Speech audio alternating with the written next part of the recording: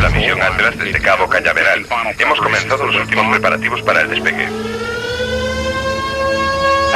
Sistemas de propulsión, hidráulicos, neumáticos, vehículo eléctrico, sistemas de terminación de vuelo, sistemas de propulsión,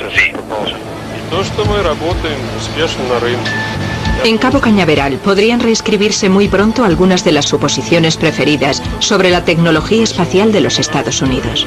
Por primera vez en la historia, un cohete norteamericano está preparado para ser lanzado al espacio, impulsado por un motor cohético ruso. Vehículo eléctrico, control de vuelo, sistema de terminación de vuelo,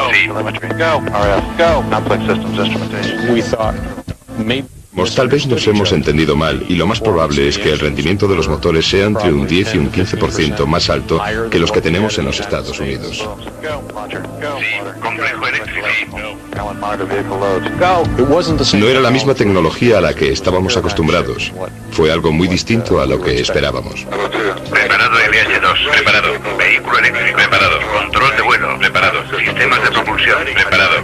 Hidráulico, preparado. Aquí control de la misión Atlas a menos C5, 4, 3, 2.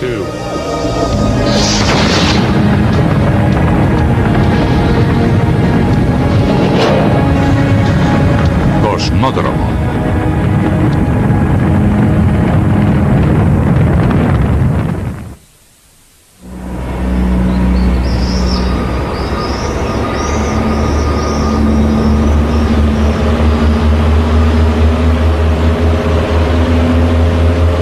Tras las puertas de este almacén, en una zona lejana de Rusia se encuentra lo que durante 20 años fue el secreto mejor guardado.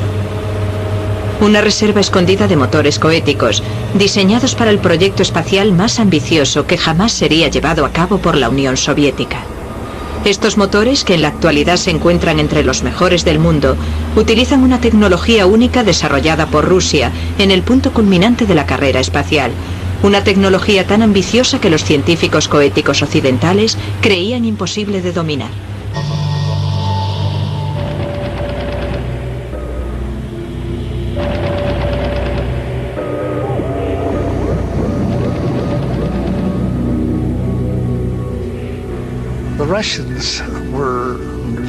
En aquel momento, los rusos eran muy reservados.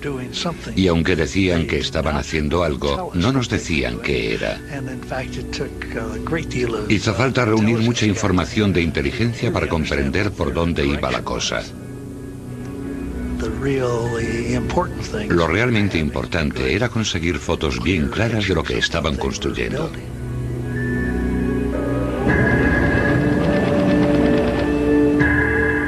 En la década de los 60, los satélites espía de la CIA mantenían una vigilancia constante sobre el enorme complejo de despegue espacial soviético, el Cosmódromo de Baikonur en Kazajstán.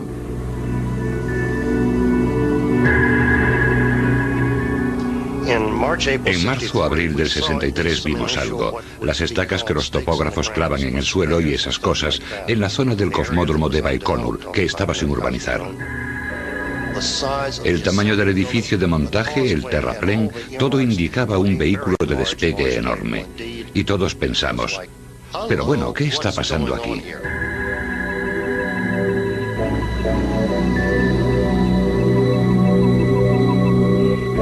Las imágenes del satélite mostraban claramente la construcción de un nuevo terraplén que conducía hasta dos enormes pedestales de lanzamiento situados uno al lado del otro. Para los analistas de la CIA en Washington, los pedestales de lanzamiento constituían la primera prueba clara de que se estaban llevando a cabo los preparativos para el montaje de un enorme y nuevo cohete.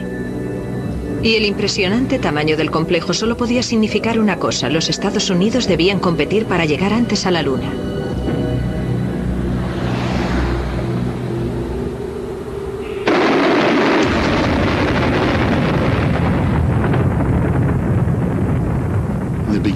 A principios de los 60 los rusos nos llevaban mucha delantera. Tenían mejores motores cohéticos y podían hacer un montón de cosas que nosotros no podíamos. Fue una etapa estupenda para ellos.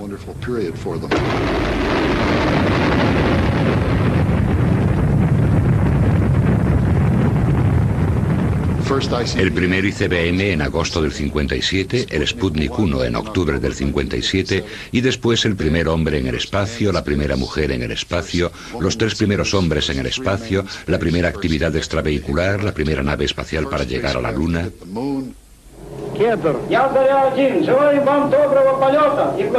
Los logros espaciales rusos se derivaban de una interpretación única del diseño coético, encabezada por una figura central. El anónimo diseñador jefe Sergei Pavlovich Korolev, jefe del Buró de Diseño Experimental OKB-1 y el científico coético ruso con más experiencia.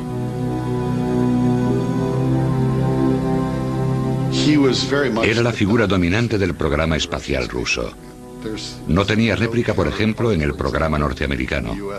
Él era responsable no solo de los primeros años, de los Sputniks, del programa pilotado por el hombre, de los satélites de comunicación, de los satélites espía, de las naves planetarias. No hay ningún norteamericano que tuviese semejante responsabilidad. Habría que comparar su trabajo con el de 15 compañías aeroespaciales y entre 4 o 5 centros de la NASA. Sin duda era la figura dominante.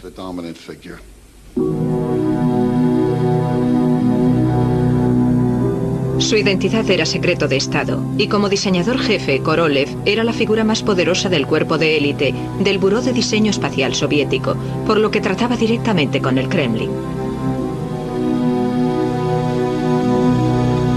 Fue la figura clave escondida detrás del especial enfoque ruso del diseño coético, una filosofía según la que las cuestiones importantes de diseño se resolvían solo después de haber realizado vuelos de prueba completos.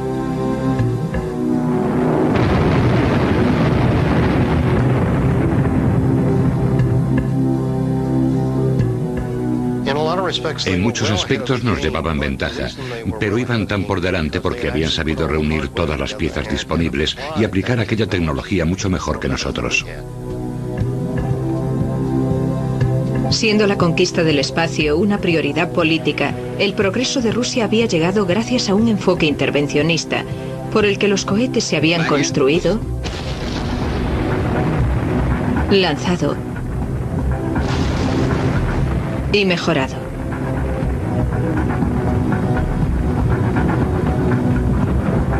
Y si mientras se producían explosiones, tocaba aprender de ellas.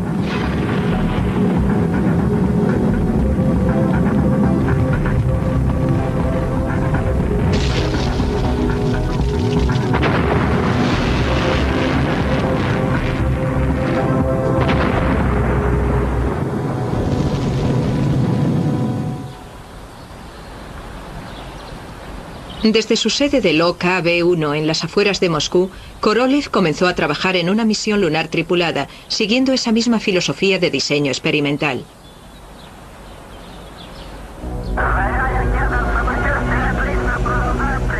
Pero el reto de poner al hombre en la Luna era un problema a escala totalmente diferente de lo que hasta entonces habían llevado a cabo. Los Estados Unidos ya llevaban ventaja en lo relativo a su meta de poner un hombre en la Luna a finales de la década de los 60, y las posibilidades de que Rusia lograse ganarles comenzaban a disiparse.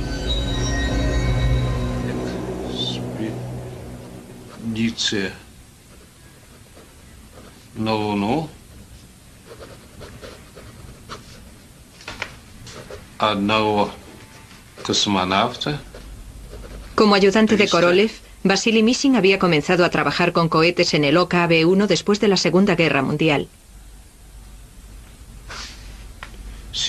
A partir de la gravedad de la Tierra y la distancia de la Luna, pronto calcularon que una misión lunar necesitaría un nuevo cohete enorme.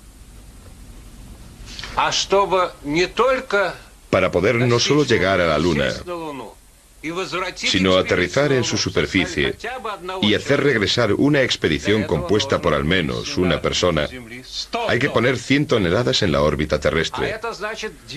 Y eso implica que es necesario un cohete que tenga un peso inicial de alrededor de 2.000 toneladas.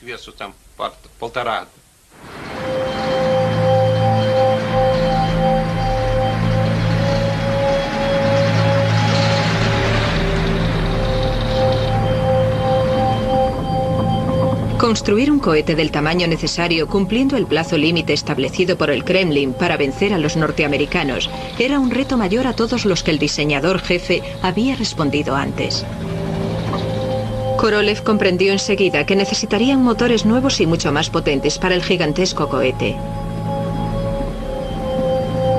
Pero Korolev no se puso de acuerdo con su fabricante habitual sobre la clase de motores que el nuevo cohete iba a necesitar. No le quedó más remedio que buscar otro proveedor.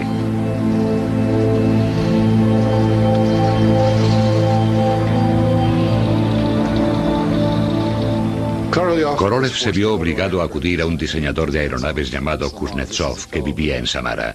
Era un tipo que había diseñado muy buenos motores para aeroplanos, pero que no tenía más experiencia que esa. Korolev se estaba arriesgando mucho.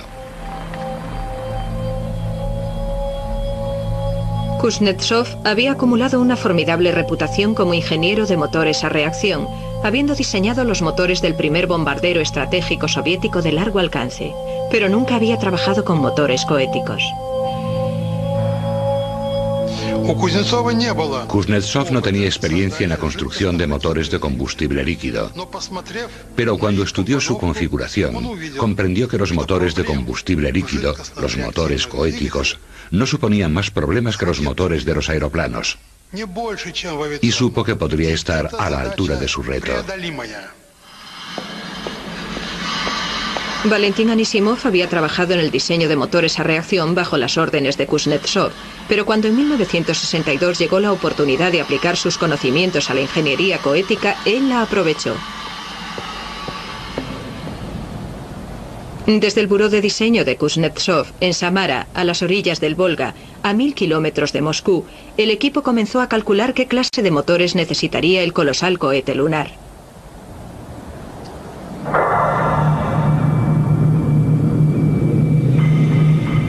El diseño básico de los motores cohéticos es sencillo. El oxígeno y el combustible son bombeados por separado a presiones muy altas, hasta el mismo centro del motor, la cámara de combustión, donde entran en ignición, impulsando al cohete hacia adelante.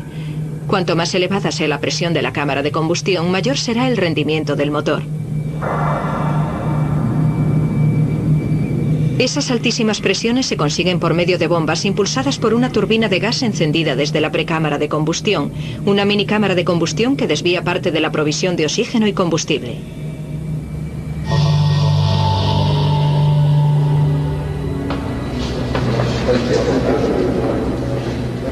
Enfrentado a la necesidad de vencer a los Estados Unidos, Korolev comprendió que no habría tiempo para desarrollar la clase de motores gigantescos necesarios para el nuevo cohete llamado N-1. Como Rusia carecía del tipo de infraestructura industrial que tenían los norteamericanos, solo tendría tiempo de fabricar motores pequeños pero altamente eficaces para el cohete N-1, un total de 30 para la primera fase del cohete. Para despegar necesitamos un empuje mayor que el de la fuerza gravitacional que nos retiene.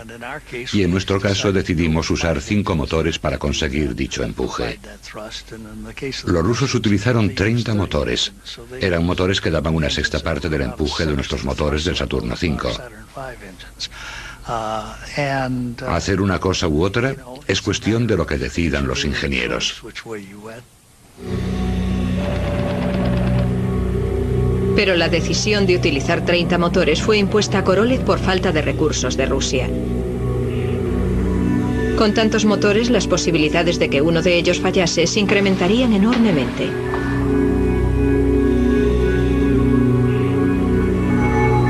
Para superar ese alto porcentaje y lograr la eficacia y el rendimiento exigidos por Korolev, los diseñadores de motores tendrían que solucionar un problema del que siempre se había huido, por considerarlo demasiado complicado y demasiado peligroso.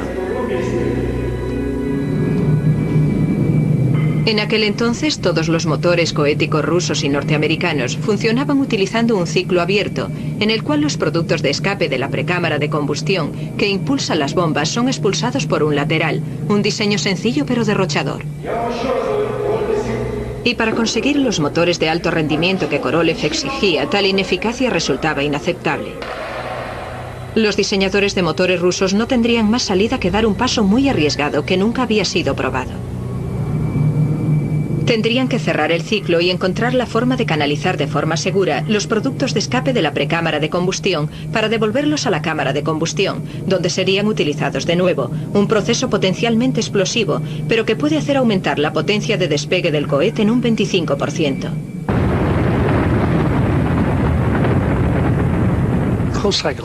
Los motores de ciclo completo requieren una compresión mucho mayor del proceso de combustión y un control muy superior de todas las etapas de dicho proceso de combustión.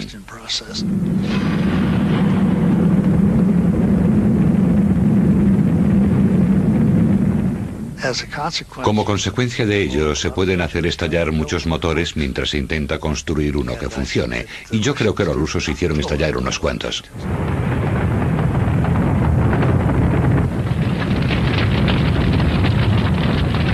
Dominar la nueva tecnología de ciclo cerrado con su enfoque experimental basado en las pruebas llevaría tiempo. Un tiempo que los rusos no tenían en su carrera por llegar a la Luna antes que los norteamericanos.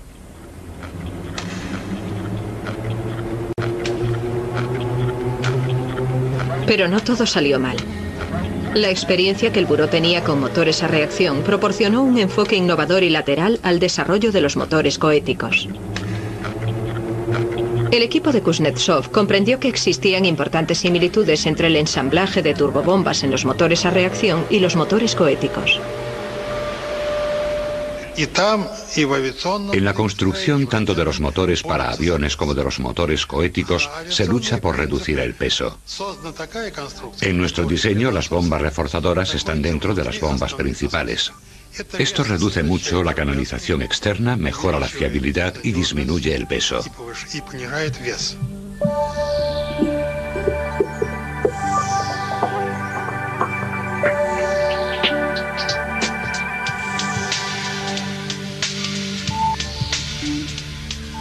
Lo compacto del motor resultaba a la vez original y muy elegante.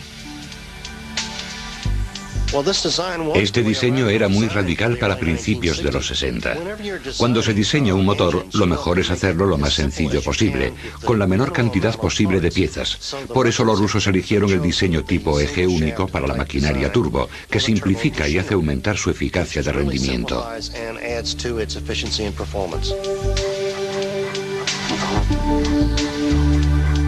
En 1966, una vez resueltos los problemas técnicos que conllevaba cerrar el ciclo, el motor altamente eficaz que el diseñador jefe había pedido estaba al alcance.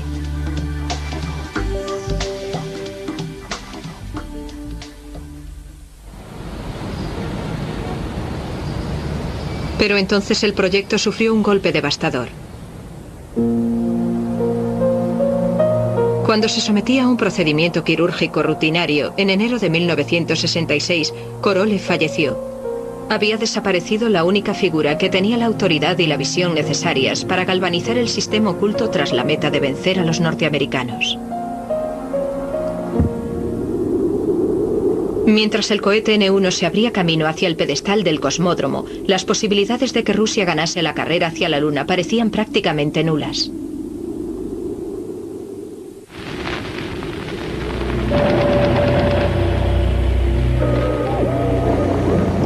En 1967, en el cosmódromo, se había ensamblado el primer cohete lunar N-1. Con la altura de un edificio de 35 pisos y un peso igual al de 400 autobuses de 2 pisos, la respuesta rusa al Saturno V norteamericano tenía un aspecto impresionante.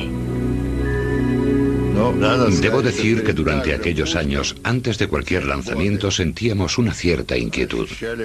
Aún nos sentíamos afectados por la gran cantidad de accidentes que habíamos presenciado con nuestros propios ojos desde 1947.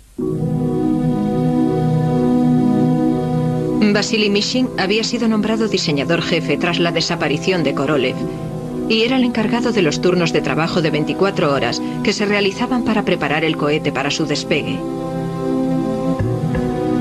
Rusia no contaba con las enormes instalaciones necesarias para probar en tierra los 30 motores juntos del N-1. El primer lanzamiento tendría lugar sin haber probado antes ni el cohete ni su sistema de motores de ciclo cerrado. No existía más alternativa que la de terminar el diseño de la misma forma que se habían perfeccionado todos los demás cohetes rusos. a través de una serie de vuelos de prueba completos. A causa de nuestra limitación de recursos y capacidad, tuvimos que realizar la mayor parte del desarrollo de las etapas del cohete durante los vuelos espaciales de prueba. Planificamos 12 despegues sin tripular. Los vuelos tripulados serían los lanzamientos 13 y 14.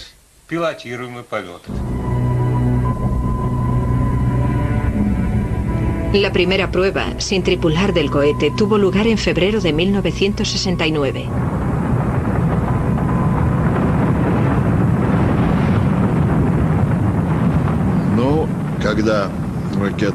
Cuando el cohete salió del pedestal de lanzamiento, en aquellos primeros momentos hubo una sensación de ánimo. Sí, ha despegado. Sí, no ha estallado en el sitio. Aquello ya era una gran victoria.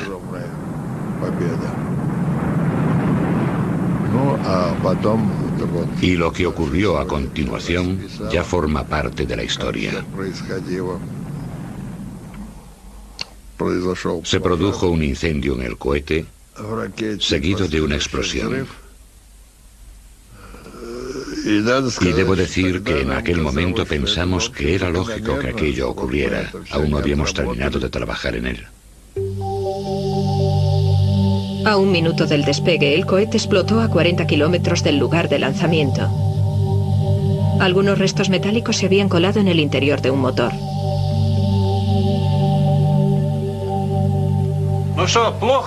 Claro que me sentí mal. ¿Se sentiría usted bien si su motor estallase con un impulso de 4,5 toneladas? Uno se siente muy mal. Controlar un cohete con 30 motores empezaba a resultar muy difícil.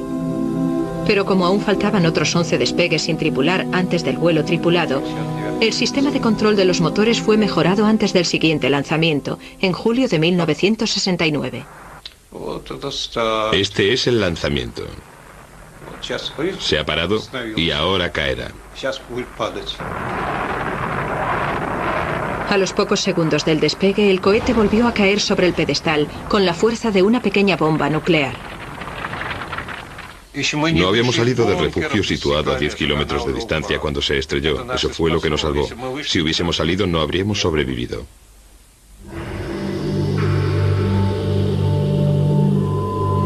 El cohete había sido lanzado antes de que los ambiciosos motores de ciclo cerrado hubiesen sido perfeccionados. Mientras aún recogían sus restos diseminados por el desierto de Kazajstán, la carrera por llegar a la Luna había llegado a su fin.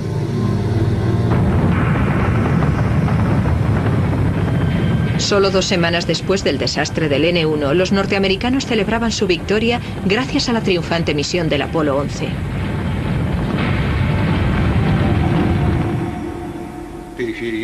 Pero los rusos no tiraron la toalla. Cumpliendo con su tradición de desarrollar un diseño a través de lanzamientos reales, el motor y el cohete iban siendo mejorados poco a poco. Para evitar que se colasen restos en los motores, se les añadieron unos filtros y se reconstruyó el pedestal de lanzamiento a tiempo para las siguientes pruebas, en el 71 y en el 72. Este es el tercer lanzamiento. Yo solo lo he visto en película. No lo vi en la realidad, solo sus rastros.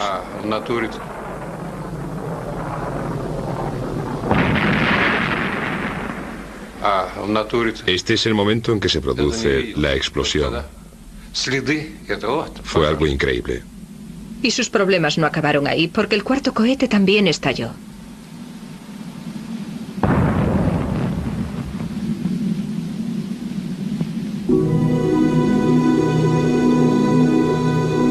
Es posible que hubiesen perdido la carrera a la Luna, pero a principios de la década de los 70, el probado sistema ruso de refinar a través de vuelos de prueba estaba aportando importantes mejoras en el cohete.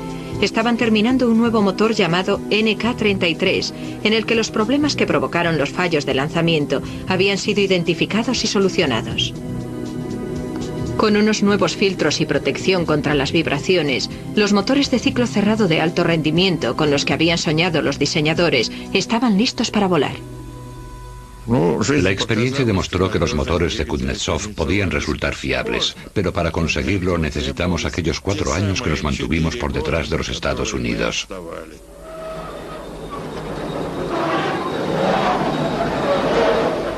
Pero justo cuando los motores del NK-33 eran capaces de demostrar su valía, el programa fue cancelado. La paciencia del Politburó con el N-1 se había agotado. En 1974, el imperativo político oculto tras la carrera por llegar a la Luna había desaparecido. Como resultado de ello, todo el programa del N-1 fue cancelado por orden del Kremlin y Mishin fue despedido de su puesto como diseñador jefe. ¿Y qué si no estaba contento? Esas cosas pasan, claro. Hay muchos motivos. No puedo decir que estuviese bien. La cosa iba mal, pero sobreviví. En la actualidad, en Baikonur, el desierto va reclamando poco a poco las colosales obras del proyecto N-1. Después de la cancelación del programa, los líderes soviéticos ordenaron la destrucción completa de todos los cohetes N-1 que quedaban y de todos sus motores. Toda la historia del programa fue suprimida y los N-1 que quedaban desmantelados. En el cosmódromo, las piezas del cohete acabaron incluso convertidas en pocilgas.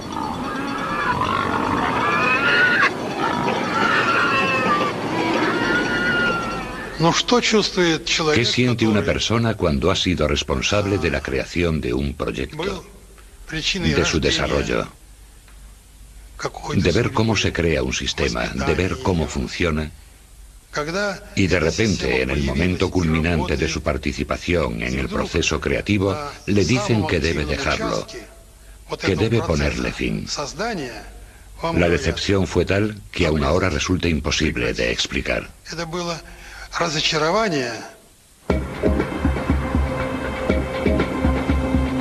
La historia del N-1 siguió siendo un vergonzoso secreto hasta principios de la década de los 90, cuando con la caída de la Unión Soviética comenzó a fluir información.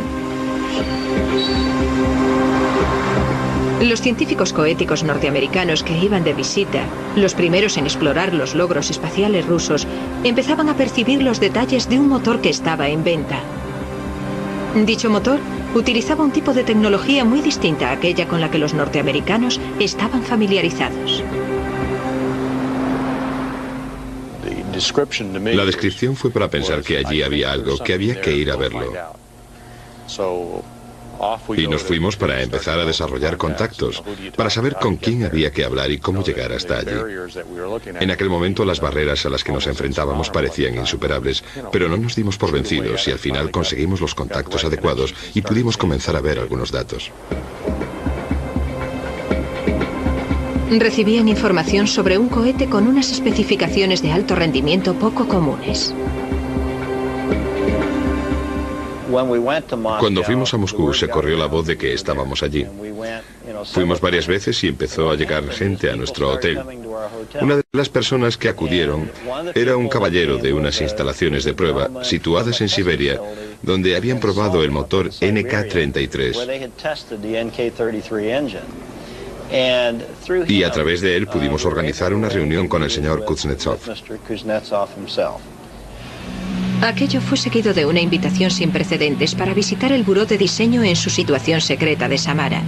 Allí había algo que querían mostrar a los visitantes de Aerojet.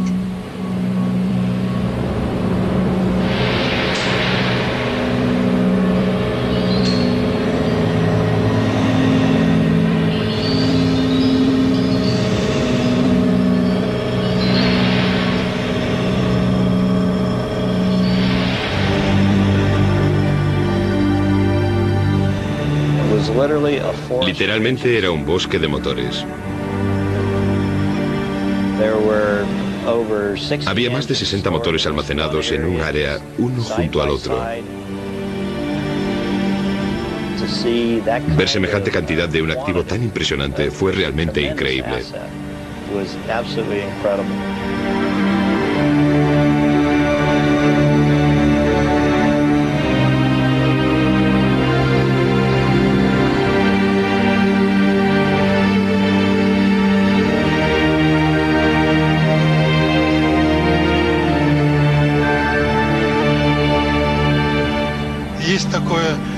Se quedó sin habla,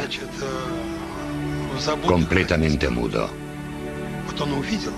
Los vio y se quedó con la boca abierta. Aquel montón de motores lo dejó asombrado. Desobedeciendo las órdenes del Kremlin, las reservas de motores NK-33 que habían quedado del esfuerzo lunar habían sido guardadas en un almacén, a salvo de los curiosos, durante casi 20 años.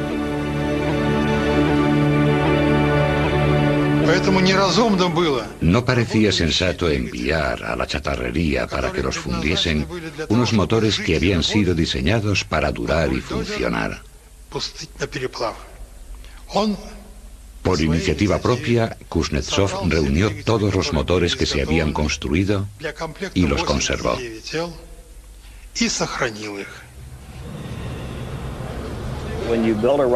Cuando se construye un motor cohético, resulta increíble la cantidad de horas que se invierten en cada uno de los cohetes.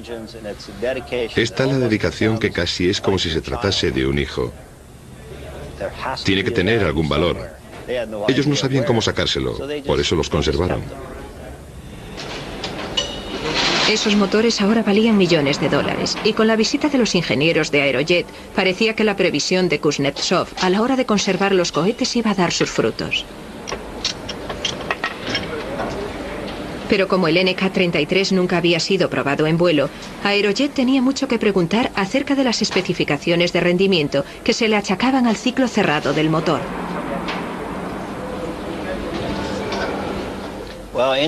Los ingenieros nunca decimos, esto es fantástico. Somos bastante escépticos. Tenemos que demostrar las cosas técnicamente. Queríamos saber por experiencia propia que lo que nos decían era verdad.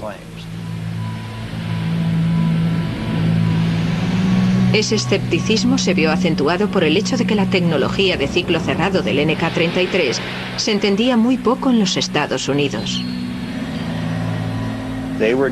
Hacían cosas, funcionaban a un nivel al que algunas personas en los Estados Unidos hacía tan solo 15 años decían, eso no puede hacerse. Y ellos llevaban haciéndolo más de 10 años.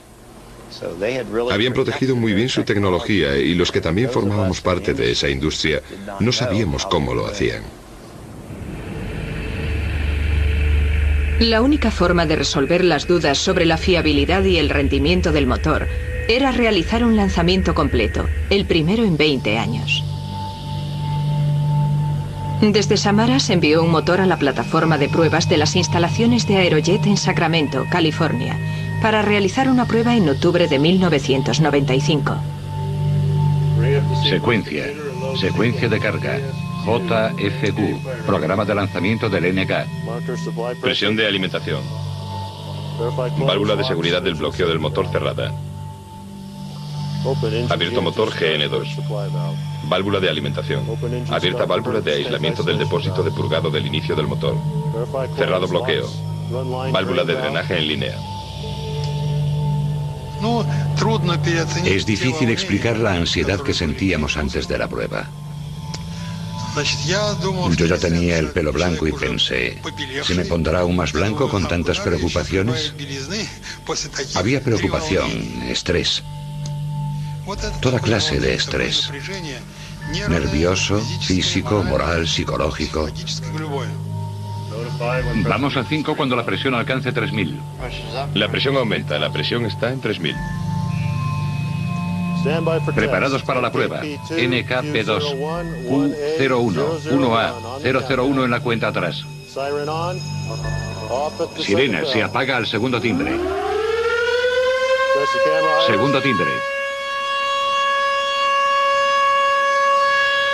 Cuenta atrás.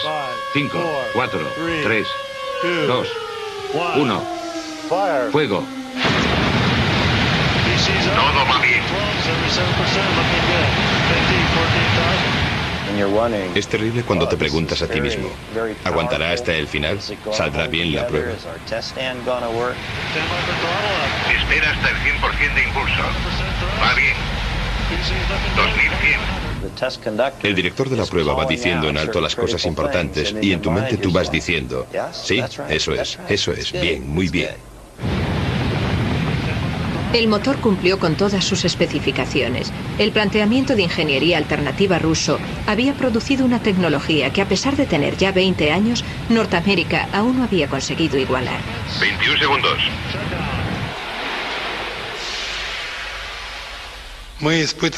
Lo probamos a las 10 de la mañana. Aquí era cerca de la medianoche. Todos esperaban a que llamásemos para decirles cómo había salido la prueba y les dijimos: sí, ha funcionado. Aerojet ya tenía las pruebas necesarias para hacerse con los motores y utilizarlos en la última generación de lanzadores de satélites.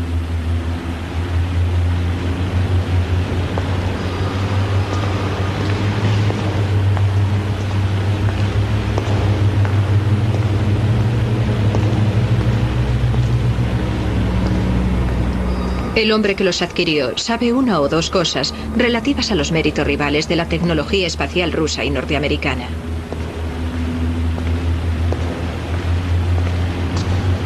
George Muller, ingeniero que una vez llevó el timón de la carrera norteamericana hacia la Luna. Tropecé con el NK-33 cuando comenzamos a desarrollar el K-1, nuestro vehículo de lanzamientos reusable. Buscábamos motores de alto rendimiento y sabíamos cosas sobre los motores rusos en general, pero fue entonces cuando empezamos a entender lo eficaces que eran en realidad. La eficacia de aquellos motores es excelente, superior a cualquier otra cosa disponible en el mundo en la actualidad. Comienzo presiones. Recibido, vamos a presiones. La tecnología de ciclo cerrado del NK-33 ha sido ampliada en un nuevo motor ruso. Dicho motor está a punto de hacer historia al ser el primero que volará en un cohete norteamericano. Un cohete que nació como misil balístico intercontinental que apuntaba a Rusia. 2 minutes, 15 seconds.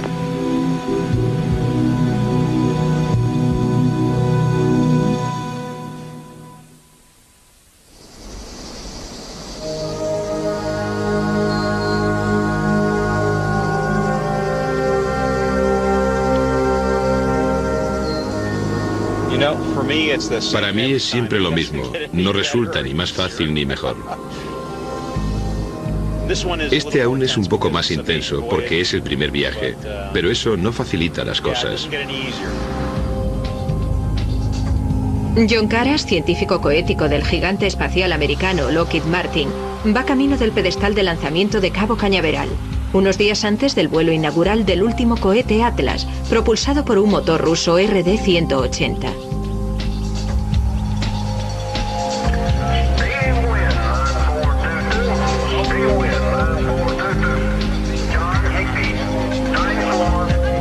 Dos veces más grande que el NK-33, el nuevo RD-180 lleva la tecnología rusa de ciclo cerrado a nuevos límites de rendimiento y ofrece niveles de impulso casi 5 veces superiores a los de un motor a reacción de un Jumbo. Si el lanzamiento sale según lo planeado, el RD-100 entrará en los libros de historia por ser el primer motor de propulsión ruso que ponga en órbita a un cohete norteamericano y a su carga un satélite de comunicaciones. Esta mañana repasaremos un par de detalles, en realidad uno. Haremos las últimas comprobaciones y lo cerraremos todo. Dentro de una hora estaremos listos para el lanzamiento y durante el resto del día, el viernes, el sábado y el domingo, no haremos nada. Llegaremos el lunes y lo lanzaremos.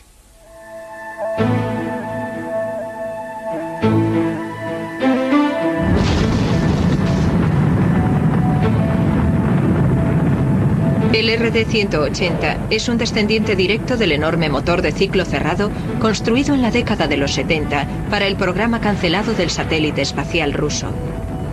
El buró de diseño NPO Energomage, uno de los principales fabricantes de motores coéticos del mundo en la actualidad, lo ha construido a medida para Lockheed Martin.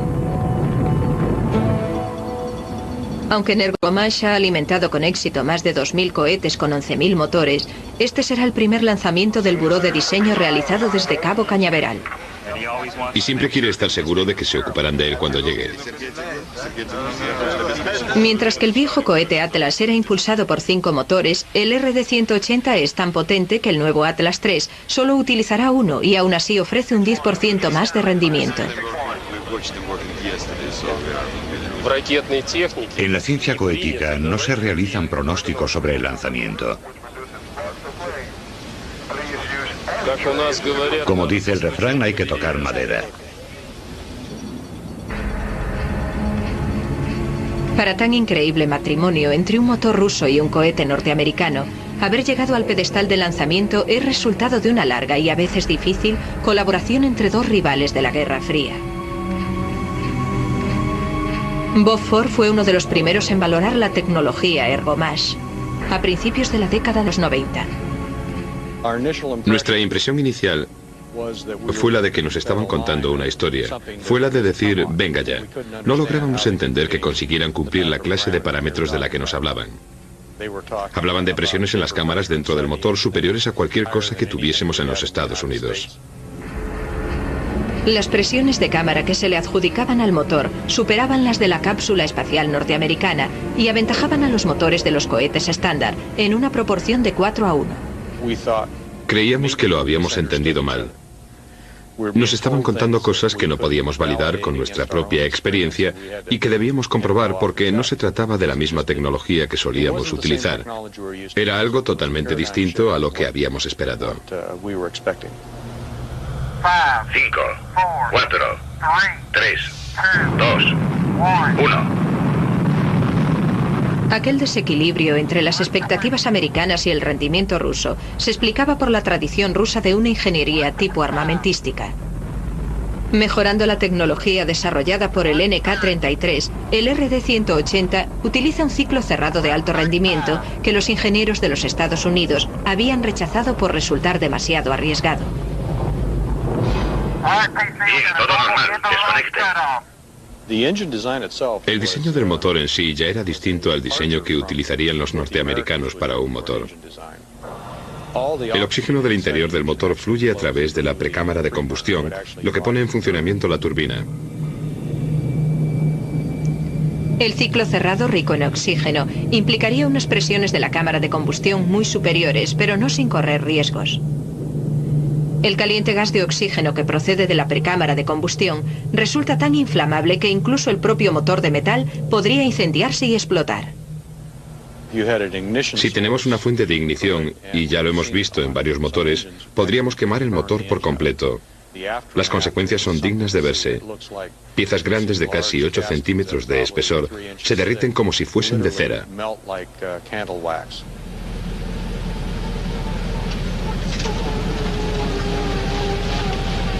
Desde su fábrica de las afueras de Moscú, Energomash ha producido desde la Segunda Guerra Mundial más de 100 diseños de motores, cada uno de ellos mejorando al anterior. Gracias a un desarrollo incremental, consiguieron dominar un ciclo de combustión que, por ser rico en oxígeno, había sido rechazado por los científicos coéticos de los Estados Unidos por resultar demasiado peligroso. No solo fueron los norteamericanos los que no lo consiguieron, sino también los europeos, los japoneses, los chinos. Para conseguirlo, tuvimos que abordar con mucha atención cómo se quema el combustible en la precámara de combustión para que el campo de temperatura sea uniforme y elegir el tipo de materiales adecuado, además de las técnicas de producción.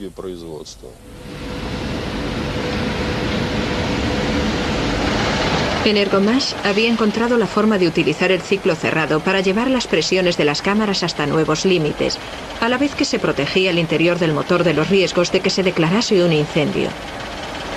Inventaron un nuevo tipo de acero inoxidable resistente a altas temperaturas y nunca visto en Occidente para hacer frente al peligroso entorno rico en oxígeno. Con esa clase de tecnología, el escepticismo de Lockheed Martin desapareció. Resultó muy sencillo convencerlos. Les dijimos, aquí está el motor, aquí está en la unidad de producción, aquí en el centro de pruebas, y ahora vamos a probarlo. Miren los datos. ¿Qué mejor forma de presentarlo con una prueba concreta de un motor de hierro específico para convencerlos de que funciona? Y lo hace de manera fiable. Recibido. 36A. Se producirá gran ventilación en la zona este de la rampa. Repito. En Cabo Cañaveral, los controladores terrestres han comenzado a realizar sus últimas comprobaciones. Hoy, el RD-180 ofrece un rendimiento y una fiabilidad que superan con mucho cualquiera de las prestaciones conseguidas en los Estados Unidos, con sus miles de millones de dólares de inversión en tecnología espacial. El contacto con la filosofía de diseño rusa ha obligado al gigante de la tecnología norteamericana, Lockheed Martin, a cuestionar algunos de sus métodos de trabajo más queridos. Despejen la zona, excepto el equipo verde. Con los rusos, los ingenieros de diseño que han diseñado el motor tienen todos los planos. Entregan dichos planos a los ingenieros de fabricación que están en la planta y que son los que construirán el motor, y ellos son los que a partir de ese momento se hacen cargo del diseño. Mientras que en los Estados Unidos el ingeniero de diseño diseña una cosa y él es el encargado de llevarla adelante en la planta de fabricación. La planta de fabricación se ve obligada a realizar ese plano y entonces es cuando el coste de los artículos se dispara, el porcentaje de desechos se eleva, los requisitos de máquinas cada vez más estrictas aumentan y convertimos la fábrica en un laboratorio tecnológico. En Kuznetsov, el equipo que diseñó y construyó el NK-33 sigue unido. Aunque ya pasa de los 70, Valentín Anisimov sigue siendo el jefe de diseño de motores. Su equipo y él están listos para continuar con la producción del NK-33. Llevábamos mucho tiempo esperándolo, 20 años. Ya está todo decidido. La producción de estos motores continuará en Samara. Vientos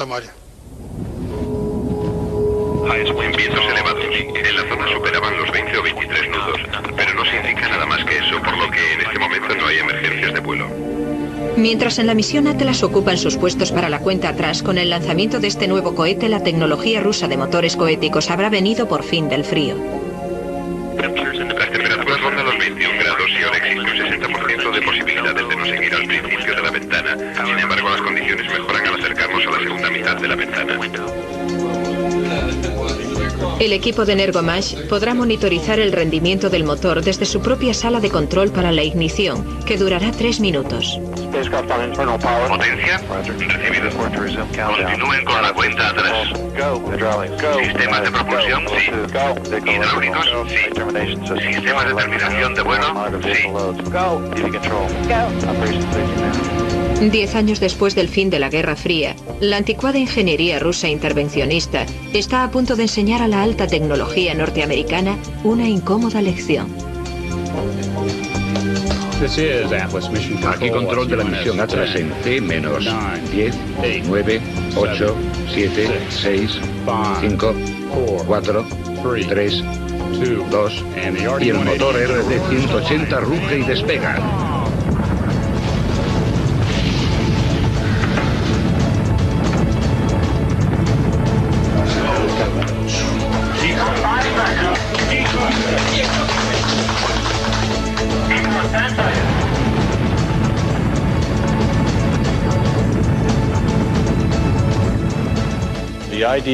La idea de que la tecnología de los Estados Unidos no era igual o superior a la de los rusos fue muy difícil de tragar para un montón de gente. Era muy difícil decirle a los del gobierno que a pesar de todo el dinero invertido, en Rusia no superaban en cuanto a tecnología.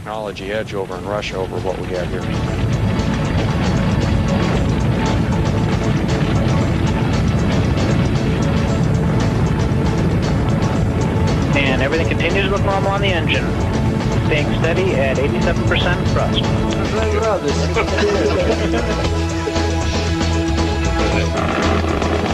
Engine parameters continue to look good.